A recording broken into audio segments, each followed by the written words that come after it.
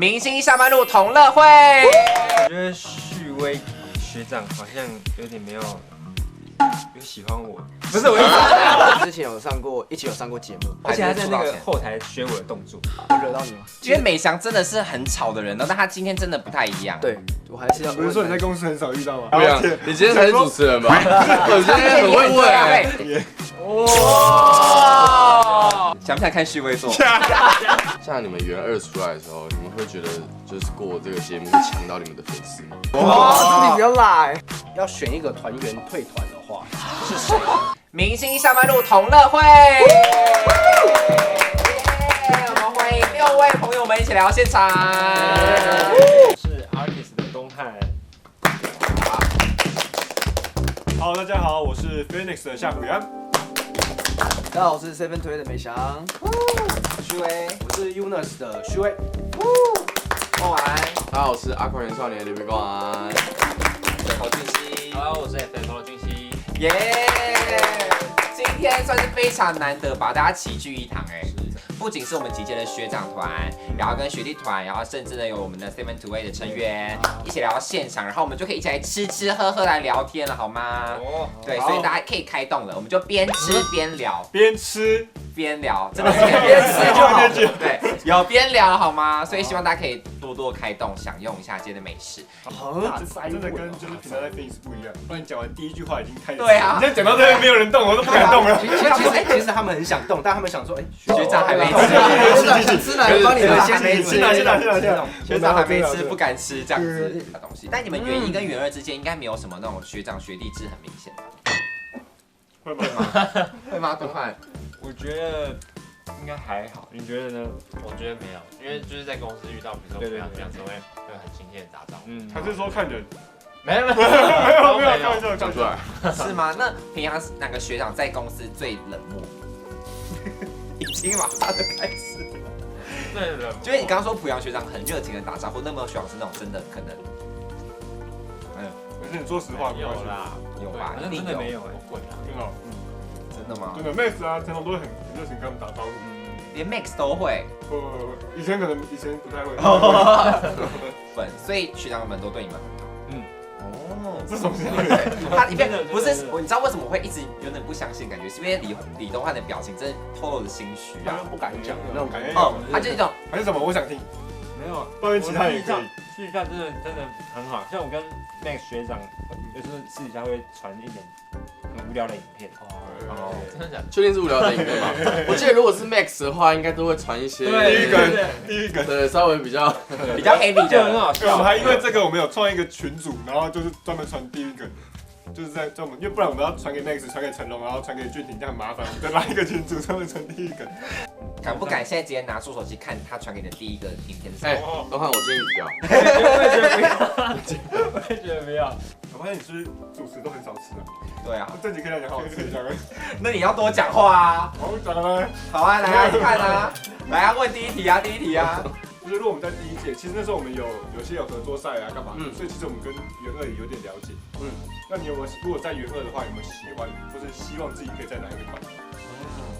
我希望在那个年纪最小的团。我也是啊，因为我们绝对没办法办到啊。对啊，就是我就算元1跟元2也没办法。你看像2005的跟我们同一届，我记得在元1的时候他跟我说，我跟这些弟弟们都有代沟啊。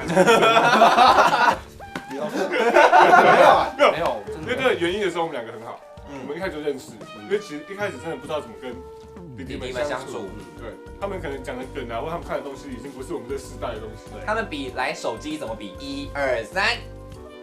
你看。所以你觉得一开始有代沟？一点元1的时候，但是慢慢其实相处久的时候，你就好像可以融入他们，反而可以把我们自己的东西带给他们。对，听他们新的东西。我自己好像也还好，我觉得因为濮阳跟旭威他们都是，旭威可能比较明显，旭威就是他的外表看起来会很难，你会不敢跟他讲话，可是他讲话就是变一个超善良的一个这样子，就是变得很好，蛮好笑的。对，是蛮好笑的，其实蛮好笑的，但只是我觉得人都是这样，就是你要真的要认识，就才会对。那你那时候比赛的时候年纪不是很小吗？对。那你那时候一个人只身比赛的时候，你有没有觉得说怎么办？我在这个大染缸里面会不会怎么样的感觉？其实好像我的话还好，因为我都是比较我的个性就比较乐观，比较开心一点，比较 E， 对，比较 E 人，所以我比较不会让自己卡在一个怎么办，我就是告诉自己先踏出去，先去做，冲就好，就先做就好，然后等真的不好，那再检讨自己，然后再练习。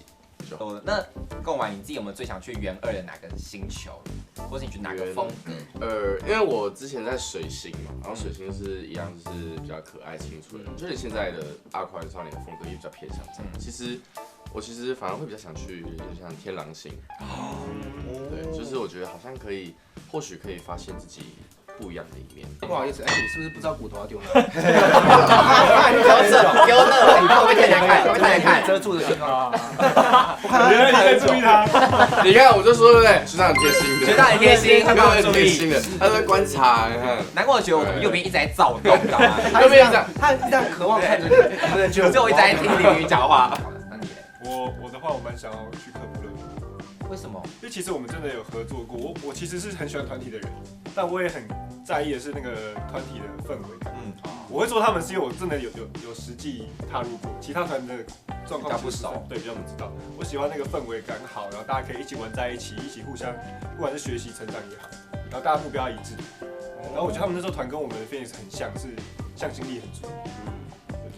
那刚刚问完了学长之后，要问学弟组了，你们有没有想去哪里试试看、闯看那种东汉？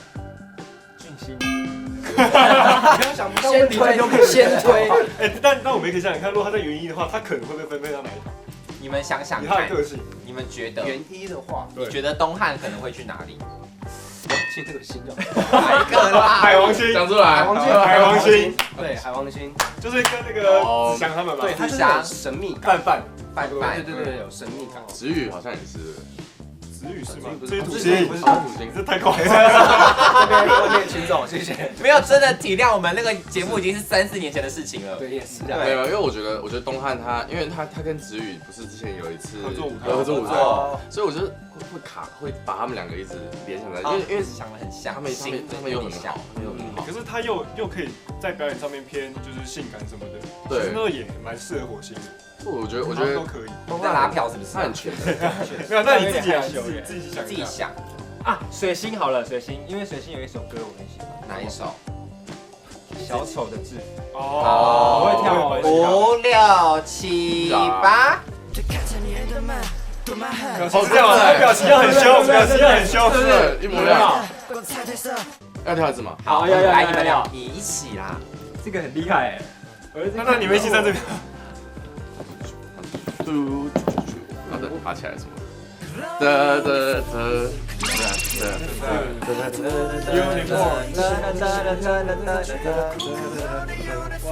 Uniform， 对。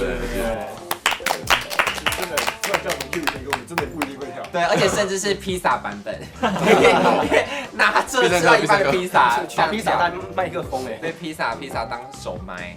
俊熙，刚刚他讲了水星跟海王星之后，你觉得你要去哪里？我觉得，我在元2经历了2个星球嘛，一个是钻石星比较冰冷一点，然后再来是小行星，就是很童趣，所以我就可能会想要去试试看火星。性感不错，很热，然后就是那个大家身材都很好，然后而且我觉得歌也很好听。对，有没有特别喜欢哪一首？我觉得我出道曲。Calm Down。出道曲是那个。出道曲是Firefighter。节目第一首歌初登场曲。没人能阻挡我。OK。对，我说到那边。I know，why 没人能阻挡我。为什么我还要帮你们唱？我是原少年的是不是啊？下不要你唱得很好呐。没人阻挡我，为你解开千年锁。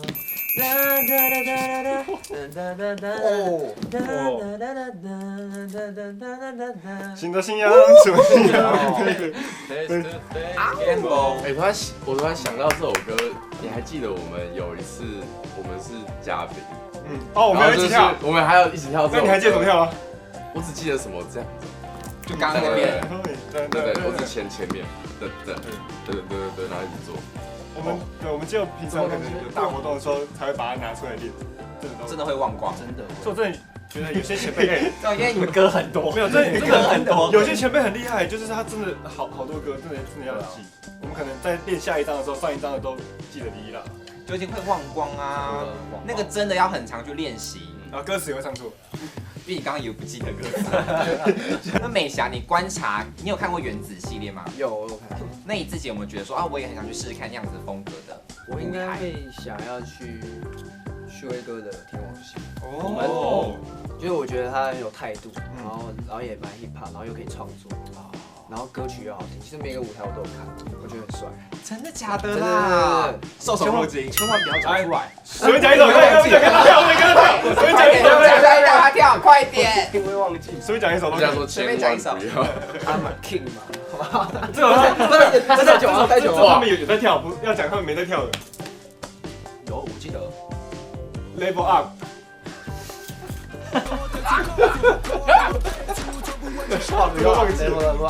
所以美霞想试一下那个天王星的这个风格，其实你真的蛮适合的。真的吗？我觉得，因为他在表演上也是偏酷偏。哦，他也是属于这种比较酷的这个路线。火星也蛮想去的。是，来讲一首。因为我其实跟美翔在很早以前就认识。多早？大概应该有5年前。小以前我们有一起拍戏认识。哦，真的在都还没有原子，还没有任何东西的时候拍戏认识，然后后面刚好也一起在 Sugar 舞蹈教室，那时候有个偶像训练班，就是其实那时候是小艾老师去想说喜欢这一行的教我们跳舞，就是每个礼拜5晚上，然后那时候也一起练舞，对，所以很早以前就认识。其实濮阳哥是真的很好，因为我们去到哪一个场合，他其实都是会主动打招呼，真的，他就没有那个架子，他很热情，他没有那种高冷的那种我是学长，没有，他就是会打招呼。厕所也都，然后在厕所也会干嘛？干嘛？我有吗？我只是很害羞，我很害羞。你没事点别人干嘛？一直要陷害我。因为开始会比较难听见，我会怕这种扑克脸。我跟你讲，我也好怕。不是，因为其实我是真的很害羞，我看到人我会觉得很害怕，然后所以我是真的啦，我会讲真的啦，就是我会不会不小心讲错话还是怎么样？我怕我会得罪别人，殊不知我站在那边就得罪别人。你光是那个鬼就得罪大家了。他是要等他讲话才会破冰。是，你们2位那时候见到旭威学长的时候有被他吓到吗？觉得现在还没有破。真的假的？好，我们来上安全之吻道具。我觉得旭威学长好像有点没有喜欢我的感觉。不是我意思，我们好爱这个人，喜欢这个人，没有我的意思好浪漫哦。What is that? I wanna know. What is that? 我的意思说，我们之间好像有点误会。怎么了？但是其实只有我误会了。你说一下。真的，我跟你讲，他绝对没想到。我跟你讲，他绝对状况外，我跟你保证。因为他现在这个脸就是一脸懵。不可能。好，你讲。我们现在有点误会。好，那你先说。那为什么现在让你破冰？跟他解开。好，请说。其实我今天一大早看到旭威学长，我是有点不敢看。怎么了？你们之前怎么了？因为我们在一起过吗？没有吧？我们之前有录一个节目，一个节目贪吃鬼。哦，你说真都假都那个？对。啊，也是我们的节目啦。然后那一集好像有点太晚，就是有点好像一直去针对他了，好像是这样。游戏是游戏啊！但是我传讯给他，他不回我。哇！没有 IG 陌生讯息，他可能看不到。我坦白来讲，我不太回讯息的。对，甚至还有就是传讯息给就是学长的团员们，就是有朋友啊，他要跟我讲，我说没事啊，你跟他讲一声这样，因为我不知道有讯息，你有讯息，所以我只有接收到承诺。我跟你讲，蔡承佑绝对不会这样，他没跟我讲哦，他没有跟我讲，我要谜题解开了，绝对不会，所以我就想说，承佑，所以想说今天来录这个节目完蛋了，他如坐针毡，我从刚那个上一集我又不敢讲话。难怪你刚刚拍他肩膀的时候，他嘴在唰，你知道吗？难怪他刚刚那个骨头，然后要不要丢？你要骨头，你要再把它吃掉，知道吗？我太吓到，好说吞进去，吃掉这样。这真的没事，以后不管除了我们以外，其他学长什么，大家都知道节目归节对目，反正大家好玩就好。对，对，然后不要拜托错人。你算是拜托请，你要真的找错人了，请鬼拿药单。而且我还有一直跟那个子宇讲，就是完蛋了，然后他子宇就说没关系，我罩你。又找到一个，你们两个啊，你找到的都是没办法解决问题。你那边跟我说，我就跟你说没事，大概，然后我再打给他。没事对，没事，真的没有。好，那就好啊。只是因为我跟他脸很我跟强东汉只有那一次节目碰到，后面好像也没有碰到过，对啊，元二也没有，对比较少碰到。他们也没有合作舞台。哦，所以就那一次让你心中蒙上一层阴影。抱一个，和解。没事，我很抱歉没有回你讯息，我现在回去马上回。马上回，看一下讯息讲什么。就是可以现在可以继续做效果。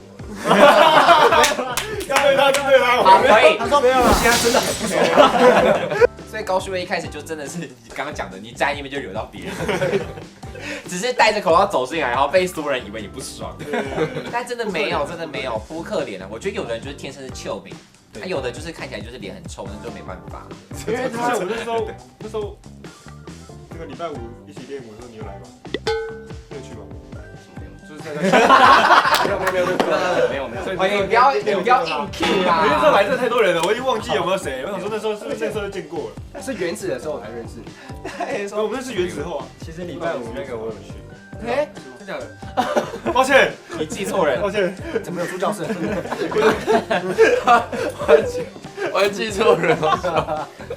但我有一个好奇，就是因为其实我们的那个体制不太一样，因为其实我也不太了解，然后会不会就是我们同时在播出的时候，会不会就看互相彼此的舞台？我有看。对啊，我看那个。你走也有，对。没有，我想到了，我那时候看他们的第一集的时候，然后我就觉得，哎呦，这个人，蛮有的哦。就是那种表演的感觉，是我喜欢的。说我吗？对啊，我也觉得你还不错，你的表情。好客套哦，好客套哦，这多了，还客套，他怪没有，这是认真，因为我们之前一起有上过节目，那我们在后台有讲说，我觉得我很敬佩你，对，觉得那感觉很棒，我觉得这好像没有人懂，我们两个互相懂这样子，没有，可以两个表演风格。对，你说出道后还是而且他在出道前？那个后台学我的动作，我惹到你，没有，抱歉，你去检查私讯，快点。没有。说来就来，蛮厉害的。哇！那时候看到就真的觉得好像有你还做点来，我们已经不走这快点啊！不管，这一集，3、2、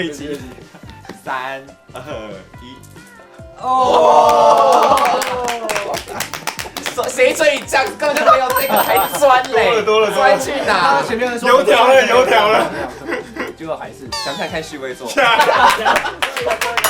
来，这集帮你 Q 好了，快点。3、2、1，不行，性感的表情，性感的。开始哦，3、2、1，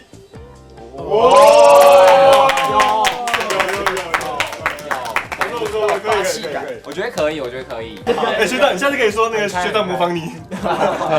现在上节目的时候说，上次那个旭威有模仿我，然后旭威说什么时候？跟刚刚一模一样，完全不记得，大家都金鱼脑这样子。所以我其实觉得大家那个氛围都是好的啦。是。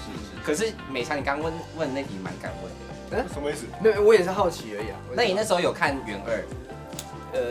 比较少，因为我们那时候其实没有手机。对。所以收手机。对。那你们那种 ending 妖精是怎么练习啊？ending 妖精就是我们自己看很多前辈们练习，所以真的要去想动作。对，自己想。然后他是在导演是在彩排的时候，他就告诉你，你等一下是 ending 妖精。所以要拍谁会先讲。对，就要先想好。对。然后就看哪一集这样。好啊，美强帮你示范一下。那时候是真传还是你真的有微假传？我没有这个问题，我一直低喊。他会真的汗流浃背，汗流浃背，我都这样。我没办法摆好，鼻孔被撑不住。对。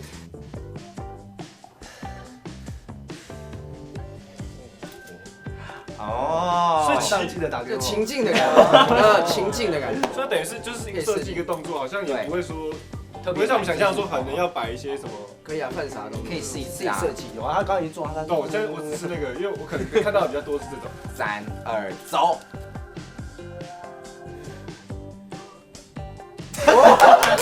其实蛮好的，我觉得这个会有一个很厉害，这个很厉害。你像你说要反差，对不对？其实蛮厉害的。只是我不能像我刚才这样自己尴尬，那我不能尴尬，尴尬的就是别人。对，我们看一下旭威做一个。很期待。我今天一直把锅在那边乱甩过去哦。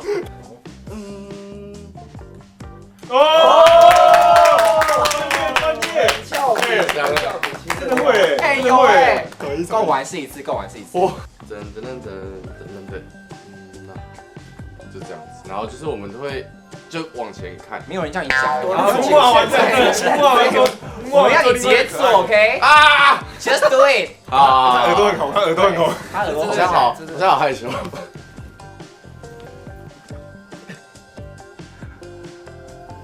这样子。哦，他刚是有 wink 啊，有我刚刚这种都没看到。其实 wink 这种也算结尾妖精的动作吧？可以啊，自己设所以它计。不一定要是摆一个 pose。就是很多情境可以动态的这样属于你自己有特色的。但主要要让粉丝看得懂。哎，东华，你刚还没试结尾妖精对不对？他一定很厉害。他感觉你很厉害那我们不要摆动作，你要想一个情境的。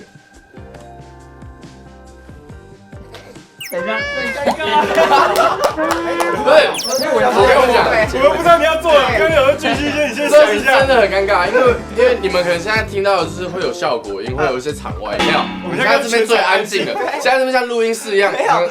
因为图书馆我刚以为这是他一个 stand by 的动作，还没开始，结果他直接做，结果他直接结束了。而且刚刚很尴尬的一个点就是所有人是这样看着你，我就啊，你开始了吗？没有，你们要想的是，现在外面全部人刚刚都一起看着动漫，然后刚刚他做完的是所有人对全体尾宣，我要说全体尾宣，刚刚全体尾宣哎，那我刚刚有一个情境出来啊，你刚刚情境是什么？心痛我想要把我的心脏给大家。好，3、2、1。哇！哇！对，连串的，有时候那个灯还没按。对，其实那灯还没按，你就要继续摆下去。继续。假如你设计的太短的话，看到那个灯亮，还是要继续把它。对，还要继续做。他很敬业。最后来我们的压轴巨星，也是情境，不要给。我刚才想说，是不是跳过我啦？3、2、1 ，FFO Time Show。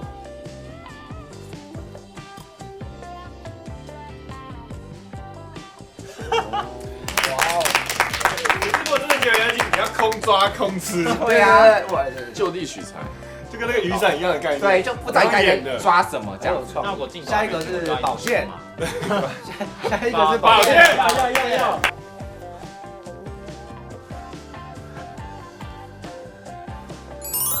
哎，这真的很厉害。可以继续看，好厉害，好，可以了，还要跳到底，再一次这种，再一次这种，跳另外一次，可以，这真的是平常要训练的，因为你突然脑袋要有很多动作，对，很难。这种真的是我觉得是偶像的专业素养，好吧？所以你们平常都很不简单，给这个掌声。辛苦了，来，大家辛苦了。因为今天的机会难得嘛，所以呢，刚刚这一趴我们算是一个简单的开启大家的那个话匣子之后，再来就要来一个残忍的，要来大家有互相的逼问的时间哦。所以透过今天这样的方式，好好的让彼此想知道哦，原来我的想法是什么，跟你的想法是什么，来互相了解切磋一下啦。濮阳来直接问一题好不好？可以随便的打击谁都可以。其实我真的很想问一个问题，就是因为美翔，其实我们从以前，可能你也在台湾受过训，当过练习生，然后你真的跟韩国这样子比较差异之后，你觉得好处在哪里？跟优点在哪里？跟缺点在哪里？我觉得是我觉得很幸运，就是可以尝试到不同的方式，然后去表演，对。然后我这次去也看了很多，像是很多韩国前辈，对。然后像我这次遇到的 Shuriken 前辈，他们也是没有架子，就是也是90度跟我们鞠躬，我吓到，因为他们就是我们小时候的偶像。小时候，那你们这样是训练都没有人哭，没有人要放弃，没有人甩态。有啊，我觉得没有啊，我觉得有啊，对，这一定没有。不要说你们，我们可能在这边环境练习，我们已经算很轻松了，还是会有。没有，我觉得大家都是为了梦想前进。我觉得大家会吵架，应该我们也会，其实都是一样。只是我其实比较担心的是，可能我们被排挤，因为我们就是像我们今天来，我其实也蛮害怕跟大家融入不了，因为其实我在节目上面要跟大家认识，对。但你们人都蛮好，我很开心，谢谢你，对。好可怕，好可怕。对，然后希望我们 7 to 8就是大家有机会一起互动交流一下。对，我们好像也没有跟7 to 8一起工作过，商业也没遇到过嘛，商业好像也没有，对，刚好比较少。未来就是希望有机会。然后明天下班了，谢谢，然后可以让我们有这个合作舞台。还没要 ending， 还没有，先许愿一下。我们已经讲了，以后就是混团来，对，好不好？混团让你开名单这样子。对。所以你今天来之前，你有觉得皮皮喘？然后说啊，怎么办？其实有，我上一期我其实就很紧张啊，就是我不知道怎么跟大家融入。对。因为美翔真的是很吵的人，但他今天真的不太一样。对，我还是要。不是说你在公司很少遇到吗？大家就是很没遇到，但听到他的声音啊，就很吵。你今天才是主持人吧？我今天很会问，对，他尖锐哎，我尖锐吗？你为什么要这样戳穿我的谎言？询问。我也怕冒犯到大家。对，我也怕的冒犯大家。对，原来那个笑的，笑的讲。哎，你好，我是徐威，你好。然后说一下那个。来，美翔的换你问一题。那我想问，贡丸好，贡丸05年的第一次被叫哥，就是你会看那种会看就是别的节目嘛，就是这样，score 这样。没有，这样会太小。没有是有的，因为我还是有我现实生活中原本就认识的朋友，他们也有去选秀，有听他们有稍微分享。他说哎，怎样的？节目组怎么样？一定有。博佑，他是博佑吗？对，博佑。你知道我怎么跟他认识的吗？我跟他是在健身房认识的。哦。所以就很有趣，就我们刚好就是有共同朋友，我们就一起健身。然后他那时候他好像还没有去选秀节目，但他有跟我说，就是有问我说，他最近要去 school 这样，说你要去 school 这样，然后我们就有这样聊天，然后结果过了没有多久他就出道，然后我就很少看到他，我就再也没有在健身房被关起来，对，好像是，然后严格控管，还有手机，要手机。对。其实我们团 Arcus 有一起就是在一个大电视前面看过你们的 MV， 然后我们是 reaction 嘛，拍的 reaction， 没有 reaction， 但是我们就是在前面看你们的 MV， 然后就是我们每一个人的，就是情绪都很激昂，真的蛮厉害，因为觉得就是我们这个环境，可以做出这些东西，真的觉得很厉害。这个环境，你们在一个大电视前面看，哇，然后你们公司啊，是那个休息对，然后我们就8个人，然后就坐在，是我们都会，大家有什么新作品，我们都在那边一起看。哦，对，因为他们有个那个类似视听室的感觉，大家会一起看。你们会吗？会啊，会。我不知道其他人，但我会。哦，我会看你。哦，你是喜欢我？对，你是喜欢我，想问这个对不对？疯狂说好话。因为是牡羊座，对不对？对，因为牡羊座通常比较，因为牡羊座不是我们是。但因为我团员是牡羊座，他容易比较走心一点，我团员需要照顾心情。谁会比较容易走心？谁？学俊吧，学俊。那你什么星座？是处女座，但不能很谢谢。不能怎样？你是唐启阳？问这么细，略懂一点，对不对？好，供完，换你问一题。我问一题吗？像你们元2出来的时候，你们会觉得就是过这个节目会抢到你们的粉丝？哇，这题比较辣哎。对，就是会 spicy。我觉得你要老实回答哦，因为我心中一定有这个答案。真的，我们3个人不会。老实说，因为我们在做的是同一件事嘛，然后又刚好是很同一时间，所以其实多少会有，就是多少会有一点小小的竞争感。可是就是会觉得说，它其实也是一件好事，就是因为有一个比较的话，你才会去进步。所以我觉得有这个东西在，它是一个很好的良性竞争。那你会跟元一比较吗？不会啦，因为已经差蛮多的，差很多，就是我一直差蛮多的。谢谢，真的，我们都要30。对，我一直说，因为就是我觉得大家的可能团体的风格或者是在做的事情都蛮不一样，所以就比较少一点。哦，对，比较像是欣赏。而且我觉得新生代，然后大家一起做，好像更有那个风气。其实这是真的，因为其实说实在，我们真的很久没有偶像产业，对，反而真的要越来越多团出来，然后大家把自己这个偶像产业给巩固起来，我们可以有更多的机会，更多曝光，更多活动。因为像今年暑假有办一个那个偶像的拼盘演唱会嘛，你们自己有去？对啊，然后我就跟詹哥说，明年也要办一个类似这种，就不管男女团，大家一起，我们把这个文化给做起来。对，其实说在粉丝其实也还蛮 OK 的是，他追我们的，对不对？他会跟我说，他明天要去追阿迪莎，很差，很差，对，尤其是那种近距离，他们都会很开心，分享说，你知道我下礼拜要去看谁吗？然后就会很多团体。其实我有喜欢哪一团的谁？对，其实我觉得这是一个我觉得它是一个很健康的一件事情，就是我觉得。每个人都就是你不能说，因为我们不会每个礼拜或是你每天你都会有活动，所以我觉得一定也要因应粉丝们，也不是说他们这个第1周有空啊，他们可能第2周、第3周有空，那他们就可以去看他们各式，比如说，而且每一团风格又这么不太一样，对，都有变化。说实在，我们也知道，我们也喜欢很多团啊，很多艺人啊，歌手我们也喜欢很多人，其实都一样。对啊，我觉得粉丝这样很可爱耶，因为代表他很多都支持，然后一起支持我们台湾偶像，我觉得都很棒。所以真的，我主持很多那种什么见面会啊、签唱会那种，最常被问啊，就是说，宝姐，你猜我那个 Artist 单谁？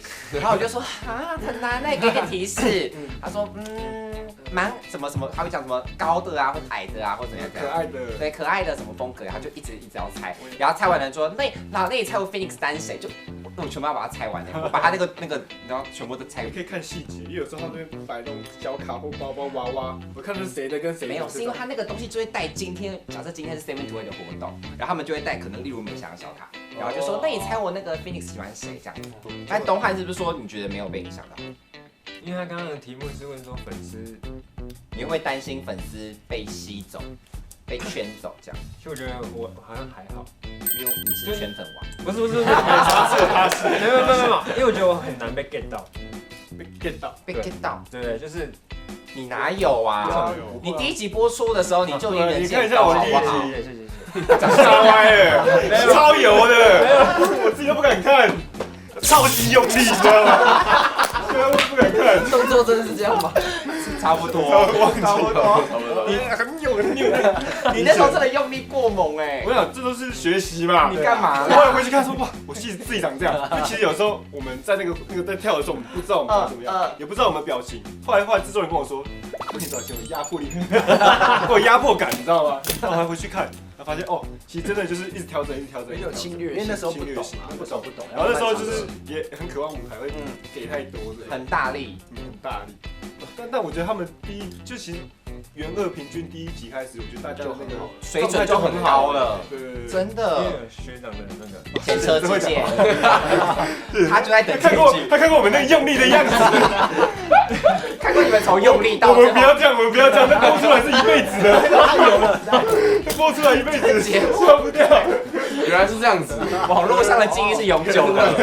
有学过了啦，看过学长的表现，知道说不能这样做，所以就慢慢就自己调整好的。所以你觉得你自己就是没有被打对台节目影响到，就觉得我做好自己就好。对，其实这也是，这是好的心态啊。那你们呢？你们会觉得怎么办？要同时好尴尬这样？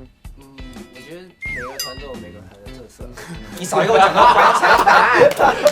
对啊，真的，因为好像是不同，感觉是不同客群啊。那我问你个问题，你当初有去选元2吗？元2先的吧？我元1也有。对，就是对啊，这是一些状况。你说是缘分。对，缘分。刚好错过。但我觉得都蛮棒的，其实都如果可以重来的话，我想要3个都尝试。有曾经有去。太累了，太贪心。曾经也想要去那个创造力那个 CTO， 你知道吗？对，当初。然后不知道什么，这是缘分，就是报名没报名到，就没去。对，而且刚好你又是那个元1的年龄天花板，真的，这是缘分，因为我是最后1年了，而且我真的差点不能参加。对，我在播出的时候刚好23岁，就刚好卡那个基准点，所以有时候元2我都报不了。当然啦。啊，俊熙，来帮你提问一题好不好？那我问这个旭威学长好了。好，就是好紧张哦，好紧张。没有，因为你们是比较这个走饶舌一点的风格，然后通常饶舌都会带一些自己的感受。那你们在没事，讲直接说，没关系。直接讲。我们元二的表现怎么样？哦，我还以为你要问他们说，我以为问他们说，那个男团出道了之后就是走饶舌比较多，比较少跳舞，你觉得怎么样？我以为你要问这个，比较开心。他的问题是什么？所以他的问题是什么？他说就是觉得我们元二怎么样元二的饶舌表现，就是会不会让你觉得说？对，可能说觉得很烂，或者是我完全不会，因为其实你们应该说你们出道之后，你们可能风格比较跟男团比较可能不太一样。那你们现在这样再去看元二男团，你们会不会觉得如何？就他们的表现啊，或者是他们的风格取向？我是觉得我们没有办法像你们一样做得这么好。当然我的其他团员可能做得到，但我自己是没有办法做这么好。那我可能就会朝我自己擅长的部分。那我觉得你们都是做得很好，就是不管在你们的表情控制、舞蹈，然后气息等等，我觉得你们都是非常厉害。就是这是我没有办法去媲美你们，甚至是我需要去学习。我觉得跟年龄无关，跟经验也无关，就是有时候不足，就是必须去学习。哇，对我来说，对，所以我觉得元二其实都很棒。真的，其实元二有些我都觉得对啊，我反而不觉得说是学长就怎么样，对，学长真的没怎么样，有时候。讲，有时候其实他们的舞蹈实力啊、唱歌水平啊、表演都真的。有时候前辈就是也是要就是大家互相学习。哦，对，有真的在元二的那个合作舞台，是我这近几年看你跳舞跳最多的一次。我看的，我看的好感动。对啊，对不对？其实偶尔这样跳也蛮开心的。没有啊，好累哦，好累哦，真的没有。但就是尽力做到啦，好不好？因为跟不同人合作会有不同的样子，是蛮酷的。对啊，因为就是饶舌感觉比较强辣一点。因为他只长得这样，不要这样。他只是长这样而已。会不会看我们可爱，就是想说不会。但是如果你说以饶舌这个部分的话，可能饶舌会有饶舌的样子。可能我现在要站在饶舌，我就要说哦，你们怎么样之类的，就是他会有个人设而已。对。但跟真实的个性是不相干的，就跟有一点，因为其实现在线上的很多饶舌歌手，他们不是真的都是这么凶，对他们有时候私底下也会跟我们讲说，我们就是怎么样，都很 nice。只是有的时候，因为我们可能团体的歌一定有饶舌的部分，但我们可能大家不是 rapper， 有时候他们可能讲究的一些拍子、律动那些，我们可能不会做的这么好。对，所以真的可能真的 rapper 会教一下我们该怎么样去做之类的。好，换高旭伟发问吧。要选一个团员退团的话，你们知道刚刚一问这题的时候，所有经纪人一起，一起一致哦。他们要交头接耳说，以后不要请去问。没有问都问了，我们要尊重这个提问的人，所以还是要答。然后等下 B 再剪掉就好。因为其实真的说实在，我们5个人刚刚好。你要真的硬拔一个，有一点难，但我可以解释一下，就是其实说实在，我们2个 vocal， 因为毕竟创作也会连，其实就剩我、俊廷、佳琪3个人。是。然后如果让俊廷离开的话，其实我们团队的那个不管是宣传或各方面会出很大的状况，很难再出圈，因为他真的是把我们每个人hold得很好，然后不管是团队的风格，然后效果什么的做得很好。对，但我觉得这个问题绝对不是讨厌团员，对，不是，只是从中就是节目效果嘛。因为有时候真的，我们为什么每个团会这样子出道？其实除了我们自己想清楚之外，公司其实也想清楚。对啊，每个人一定有自己的角色跟位置，就那个定位都是定得非常明确的。公司安排，觉得说你少一个就好像断一臂一样。对，然后粉丝喜欢也是这样选上去这样子。其实我觉得我们团，因为现在已经跟他们相处，就觉得大家是一家人，谁也不能离开，少一个就会觉得很难过。是，但其实我这样想一想，我觉得每一个人都蛮适合走的。对，因为每个人都不能走，所以走哪一个人都没差。对，因为其实我现在仔细想了一下，我觉得，这大家好新哦。我先想就是对这个公司帮助最大，就是应该说，我觉得我们团最适合走的是何彦凯。因为他人长得很帅，然后又会演戏，然后我觉得他整个人很有魅力，他就是一个reels 的男神，是，所以我觉得他走了也是可以替公司赚很多的钱。那我改题目，我俊廷，可能最近戏剧有新作品。对，那个什么转过头，转过类，还有另外一个什么醫生的，对，有振兴真心对，反正他就是在替我帮人家宣传，各位都不知道吗？知道吗？这里你讲，我不知道是我没讲话。但我觉得我们公司也对他很好，就是还有这个机会让他去演戏，还是有让他发展，对，让他发展。所以其实我觉得，因为我们每个人的特长都蛮有，所以走了好像谁都可以，对，就是都可以生存的很好。对。好，俊熙嘞，如果一定要走的话，就我吧，因为我年纪最大。张君佳年纪最大，对，那应该是志奇，因为他是我们这个，他还可以去参加圆3、圆4，对没关系，圆6还可以加圆6，我们都不行啊。首先他年纪是最小的，他刚过生日才15岁，他其实还有非常多的时间可以就是有，当他一轮多，还有很多的机会。然后再来第二点是，他是我们的这个全能忙内，就像唱跳俱佳，他是 ace， 所以他基本上他如果他收的话，我觉得他也可以处理得很好。所以我觉得如果真的必须得走一个人的话，他自己在外面也可以活得很好。但也就是说他是最不能走的，懂吗？但一定得走。对，一定得走，不要自己改题目。这一定可以走，但这也是最不能走的，就是很重要。刚刚说的何彦凯也是嘛。对，我觉得每个成员都是重要的。全部共玩。我吗？你们要我跟你讲，其实我们不能讲徐宏道，徐宏道，因为他现在也是太啊，不能讲徐宏道，没有徐宏道，我一定会讲徐宏道。不行，我绝对会讲徐宏道，因为我觉得徐宏道其实从他还没去美国念书的时候，他就是一个非常忙碌的人。我们所有人，我们一结束一表演完，我们回车上第一件事可能是休息、擦汗。他是用电脑，他电脑打开，他是打开电脑要开始做一大堆我们看不懂的报告。然后我觉得从以前他的生活其实这样就已经很辛苦，就是他的学业是非常的重，然后现在他人又在美国，也是很认真在读书。不要看他的 IG 好像看起来好像都是玩乐，但其实他背负的压力是往往不是你们想得到的。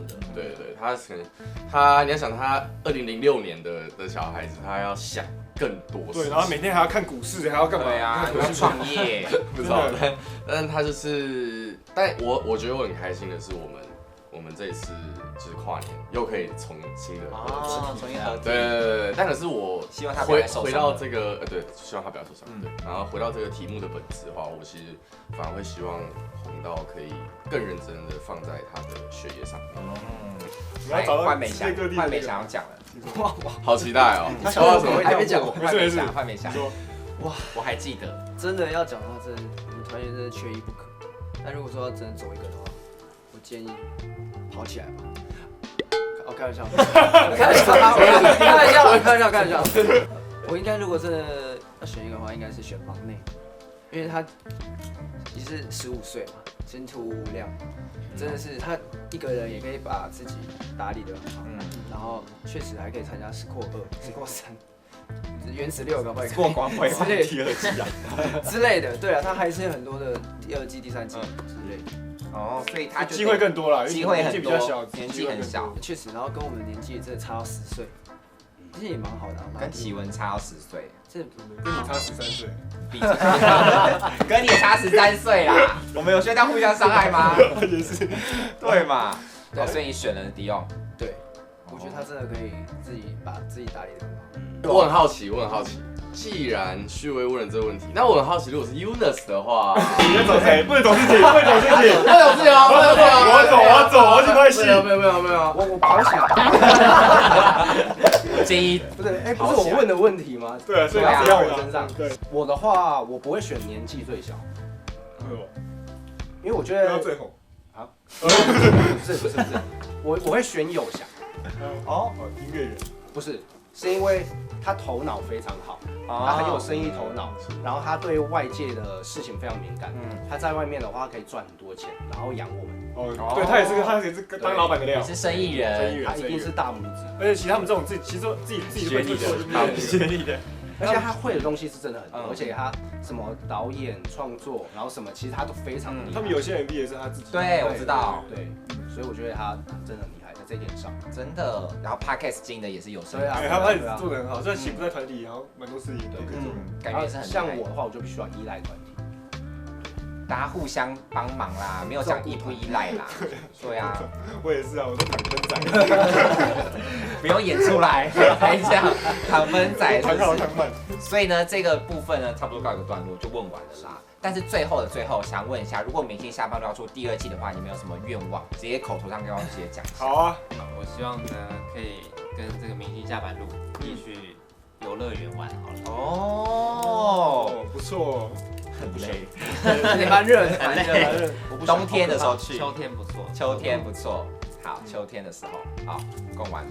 我希望我们阿款少年可以跟明星下班路玩美食9宫格之类的游戏，因为我觉得我们生长在一个美食天地的一个地方，所以我觉得，而且我们又特别想要拿下那个吃货担当。哦，对，刚刚那个蛮想要拿下这个美食的这个部分，然后觉得就希望有这个愿望。美食9宫格，你们太难了，你看现在桌上太扯了，都没在吃完了，还是并大家认真的在聊天。好，一个十字路口的感觉。好，旭威呢？我觉得如果明星下班路就真的要下班的感觉，所以我们可能到一个居所啊，大家躺在那边，然后喝点小酒。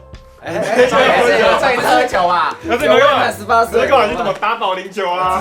唱 KTV 啊？喝啊这样啊，然后吃热炒、钱柜啊之类的啊，然后不错那种。好，吃热炒，喝点小酒，开心放松了。美香。好，比较不难的，我觉得一起露营，然后做一个萤火晚会还不错。哎，吃露营不错，露营不错哎，喝点小酒，而且也可以，这下班的样子。对，然后帐篷里面放很多，对，露营不错，而且他们很爱玩那个狼人杀桌游，感觉可以晚上可以玩一下。我的话，其实因为我们是吃货男团嘛，我其实还蛮想要跟明星下班路一起去逛夜市，就知道他们可以吃满几摊。因为有时候我们讲我们在吃的时候，我说我们5个人，我说买3个就好。就是我们在轮着吃，又要吃好多摊。他们说不用，一人一个，一人一个。我吃到后面我真的吃不下，他们还可以一路吃到底，然后最后再去吃豆花，然后喝饮料。难怪他们破万，好厉害！难怪餐费破万，好厉害，真的很厉害，好可怕。OK， 逛夜市，松汉呢？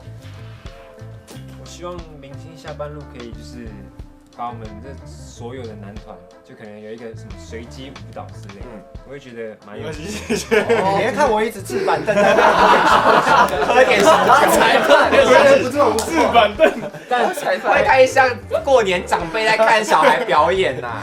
那我觉得露营也不错，露营也不错。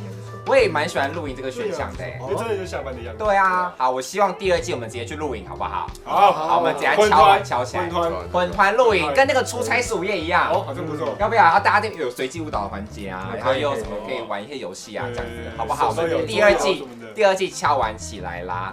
好，那非常感谢大家支持我们的明星下班路今天第1季的番外篇的部分啦。那在最后呢，大家来宣传一下你们最近的一些团体近况呢。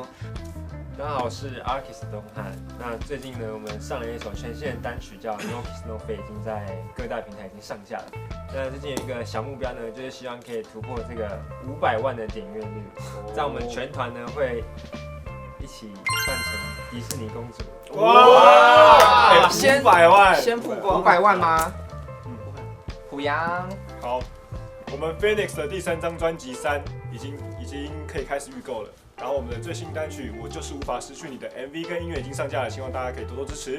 好，大家好，我是 728的美香。然后我们728呢会在年底跟大家过圣诞节，然后时间会在12月14号在高雄后台，12月28号在台北 Legacy Terra， 然后最后一场呢是在1月18号台中 Legacy， 然后详情可以关注我们728_official。耶！